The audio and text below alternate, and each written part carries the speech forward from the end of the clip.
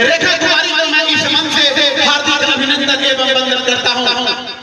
मैं अभिनंदन करता हूँ वैसे महिला जो केवल सारा मोहम्मद पंचायत ही नहीं, केवल दरभंगा जिला में ही नहीं, अगर पूरे बिहार में अगर किसी मातृशक्ति को जरी आवाज बुलंद करने के लिए उसको सम्मान किया जाता है तो बिरोल प्रखंड से चलकर वैसे महिला नेत्री सम्मानित प्रतिभा झा जी को मैं इस मन से हार्दिक अभिनंदन एवं वंदन करता हूँ।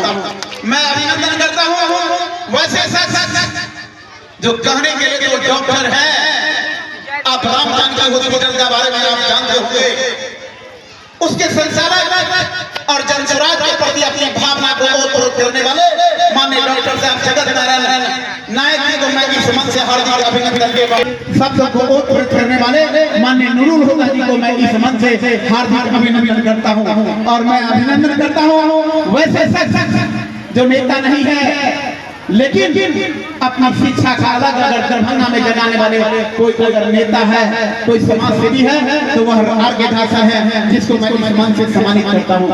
मैं अभिनंदन करता हूँ आपके समाज के ही सबको बटोर कर एक साथ करने वाले, आपकी समस्या की आवाज को बुलंद करने वाले और हमारे अग्रज हमारे गार्जियन गणोर जी को जो मेंशन है उन्हें मैं हार्दिक अभिनंदन एवं वंदन करता हूँ। मैं अभिनंदन करता हूँ वैसे जो जाले से चलकर मेरे पास आए हैं इस कार्यक्रम में ढेर सारी शुभकामनाएं चूंकि सम्मानित भी करना है, मैं इस मन से हार्दिक अभिनंदन एवं वंदन करता हूँ माननीय सुशील कुमार मिश्रा जी को जो जाले से चलकर आपके बीच आ रहा है।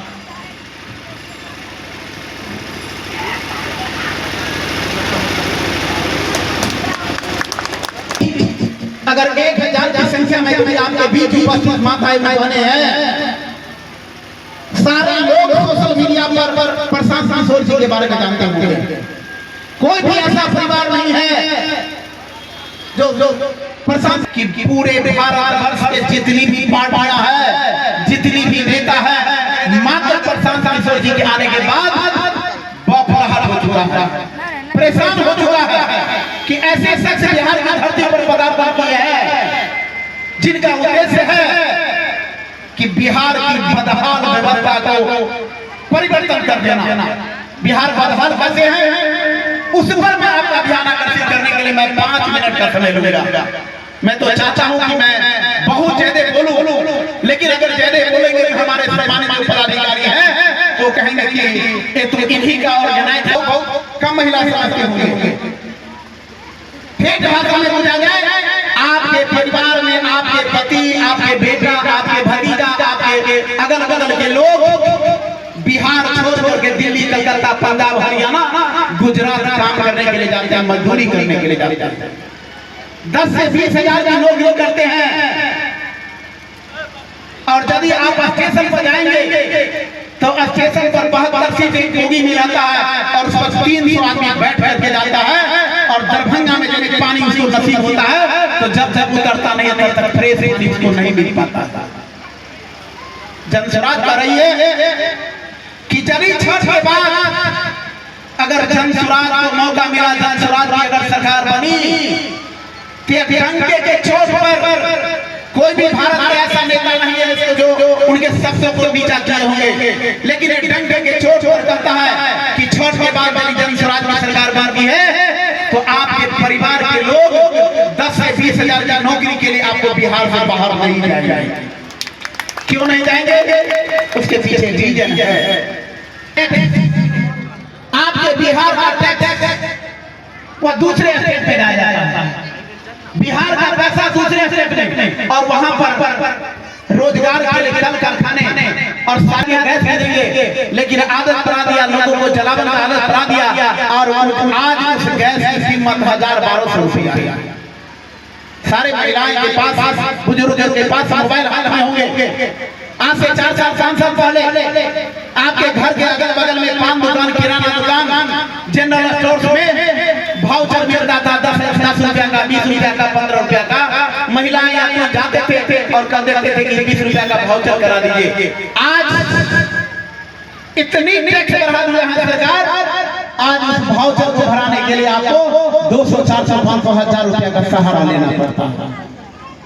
माताएं बहनें, आपके परिवार के लोग दिल्ली, कलकत्ता, पंजाब जाते होंगे। हम लोग सुना करते थे कि 300 साढ़े 300 रुपया में दिल्ली का रिजर्वेशन टिकट मिल जाता था, और आज के डेट में तत्काल के नाम पर आपको 2000-2500 रुपया वसूला जाता है। ये क्यों? ये सरकार की टेक्निक है।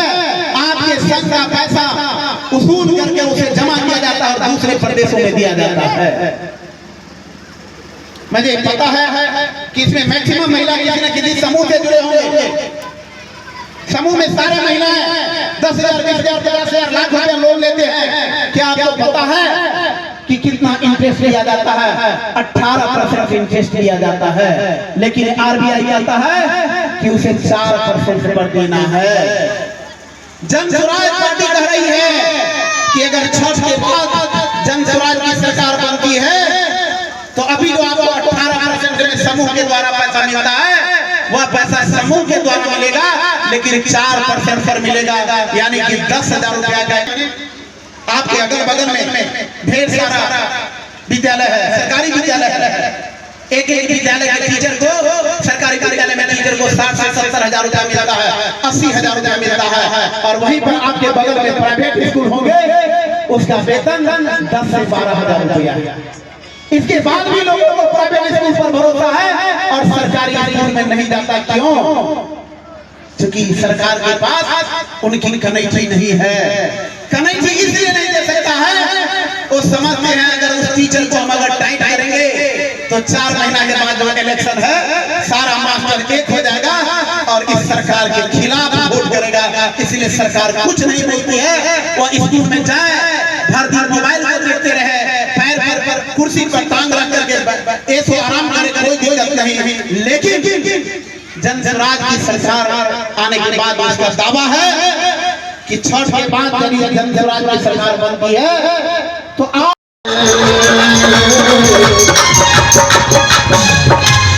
और कभी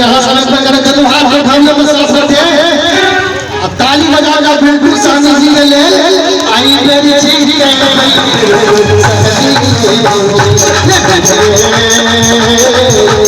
मेरी चीज है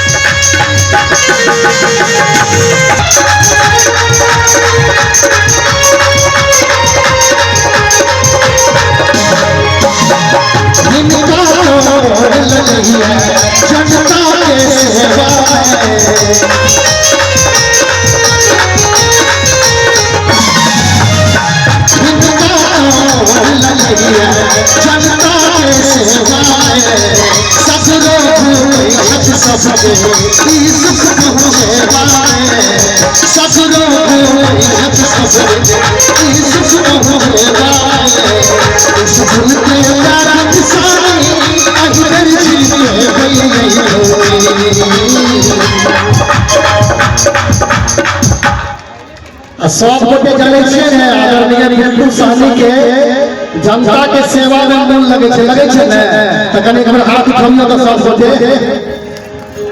स्कूल के बैग निशानी अपन पे राती और ताली बजा आदरणीय बिल्कुल सानी जी के